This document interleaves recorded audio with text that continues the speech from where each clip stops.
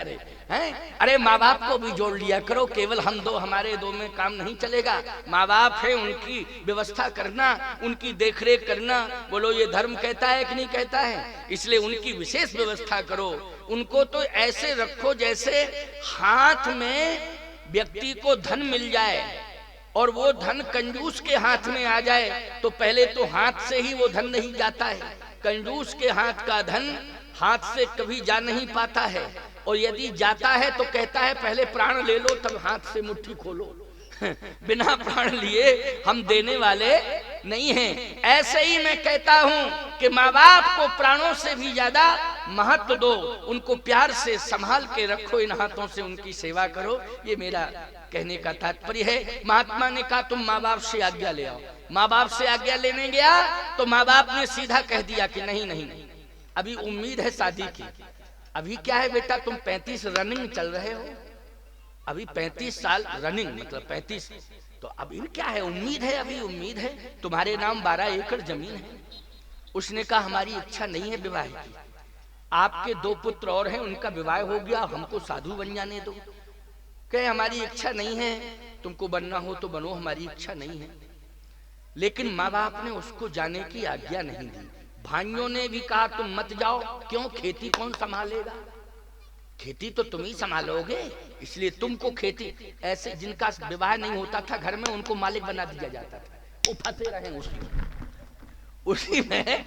जिसका विवाह नहीं होता था मालिक उसी को बना दिया जाता था कि ये सब खेत खलियान भी देखेगा और पूरी व्यवस्था भी संभालेगा, और इसी खेती खलियान में वो फंसा रहे अपनी जिंदगी। लेकिन वो पता नहीं भगवान की कृपा थी, उसने सबको छोड़ छाड़ दिया। फिर घर के लोग आ गए। महात्मा ने कहा एक काम कर, मेरी बात मान, तुझे हम साधु इसलिए बना सकते हैं कि तू बार बार मेरे पास आता है और तेरा वैवाहिक जीवन नहीं है, इसलिए तू साधु बनने लायक है। लेकिन घर के लोग पिंड नहीं छोड़ रहे हैं, तो मैं एक बात बताता हूं तुझे, मेरे अनुसार चल, अभी तू घर जा, लेकिन बेटा 1 हफ्ते की ट्रेनिंग में दे रहा हूं प्राणायाम की, और प्राणायाम में सांस का साधना ये मैं तुझे बता रहा हूं, और लंबी सांस तू खींच जाएगा, इतना हम प्राणायाम में तुझे बता देते। 1 हफ्ते प्राणायाम कराया, ऐसा अभ्यास कि सांस लंबी खींच गया। कहे कि अब ठीक है, घर में जाना और प्राणायाम करना और सांस लंबी खींचना, चिंता मत करना, बस लेटे ही जाना सीधे।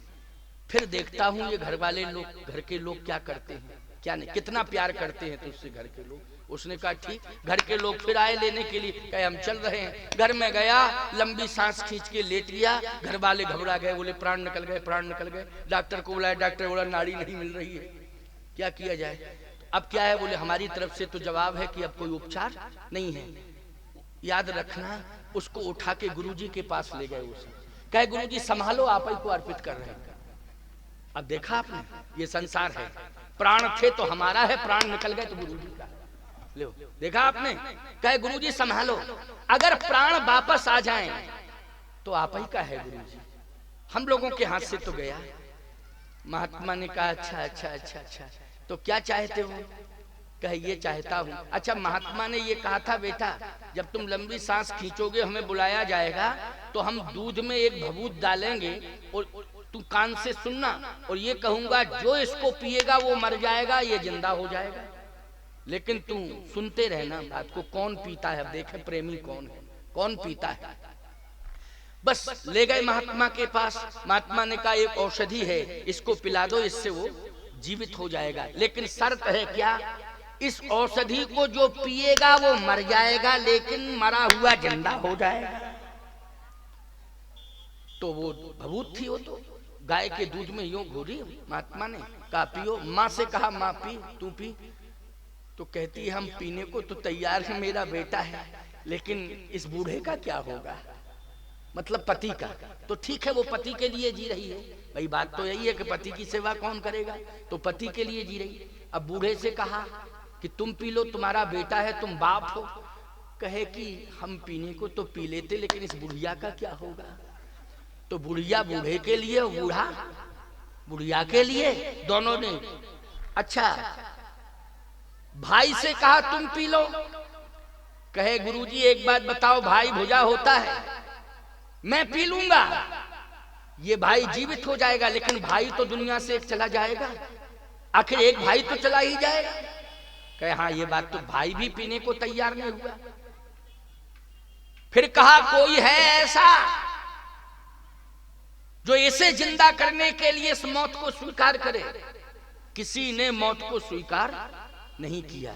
महात्मा जी ने कहा कि अब हमारे ऊपर दोषारोपण मत करना। माँ बाप भाई सब ने महात्मा के चरण पकड़ लिए, कहा आप ही पी जाओ महाराज, आप तो साधु हो लेकिन एक के प्राण तो बचेंगे। महात्मा बोले हमें तो पीना ही पड़ेगा। अब महात्मा जानते थे इसमें भभूत है केवल, और कुछ है ही नहीं, इसमें क्या है, भभूत है, मैं तो पिए ही जाऊंगा। अब हमको तो पीना ही पीना, हमारा चेला है, हमारी सेवा की है तो हमें तो पीना ही है। महात्मा जी ने जैसे ही कटोरा उठाया, हर हर महादेव कह करके जैसे पिया, याद रखना 2 थप्पड़ मारी उसको, कहे उठ उठ, उठ के तैयार हो गया। बोले देखो अब ये किसका है, माँ का है कि बाप का है कि भाई का है कि जमीन का है कि जायदाद का है? आहा, उसी समय वो बोल पड़ा हम भगवान के हैं और गुरुदेव भगवान के हैं और किसी के नहीं। हम भगवान के हैं और गुरुदेव भगवान के हैं। तो कहने का तात्पर्य मेरा यह है प्यारे कि कर्तव्य यदि मिला है तो उस कर्तव्य को पूरा करो पहले। हमारा कहने का मतलब कर्तव्य यदि कोई हाथ में आ गया है तो उसको पूरा करना चाहिए, तब भगवान की प्राप्ति के लिए पूर्ण रूपेण संकल्प ले लेना चाहिए। और कर्तव्य करते हुए भगवान का स्मरण सदा करते रहना चाहिए। ये भी धर्म कहता है कर्तव्य के समय भी भगवान को भूलना नहीं चाहिए। कर्तव्य करते हुए भगवत नाम स्मरण सदा करते रहना चाहिए। भगवान आपके साथ रहेगा, आपके हाथ में रहेगा और आपका काम भी करेगा। ये विश्वास की आवश्यकता है। तो मैं कहना ये चाहता हूं कि वशिष्ठ जी महाराज ने कहा कि इनके नाम अनेक अनूपा। इधर कथा चल रही थी भगवान शंकर वाली कि शंकर जी प्रकट हो गए। कहा महाराज आप पी जाइए इसको। भगवान शंकर ने कहा हाँ कोशिश करता हूं। लेकिन पार्वती जी ने कहा महाराज आप यदि विष को पिएंगे तो परिणाम क्या होगा ये मैं जानती हूं। ये भले ही देवता है, दैत्य है, देवता है, ये कह रहे हैं आप पी जाइए, लेकिन आप पिएंगे तो परिणाम भुगतना मुझे पड़ेगा, मैं आपकी पत्नी हूं। भगवान शंकर ने कहा पार्वती अगर मैंने विष नहीं पिया तो ये संसार जल के खाक हो जाएगा, ये संसार जल के खाक हो जाएगा। पार्वती जी ने कहा महाराज ये संसार खाक हो जाएगा लेकिन मेरा पति भी तो अस्तित्व खो देगा। आप मेरे पति हैं, जहर पी करके आपका अस्तित्व कहां जाएगा। भगवान शंकर ने कहा सुनिए मैं मौत पर विश्वास नहीं करता हूं, ये काल तो मेरे चरणों का दास है। काल क्या है, मेरे चरणों का दास है, क्योंकि मैं महाकाल हूं। लेकिन एक बात बताऊं, मैं अपने तप के बल पर विष नहीं पीऊंगा। अगर विष भी पीऊंगा तो राम राम कह करके विष पीऊंगा, राम नाम के बल पर। क्योंकि जाको राखे साईया मार सके ना कोई बाल न बाका कर सके चाहे जो जग बहरी होए, इसलिए मैं पीऊंगा।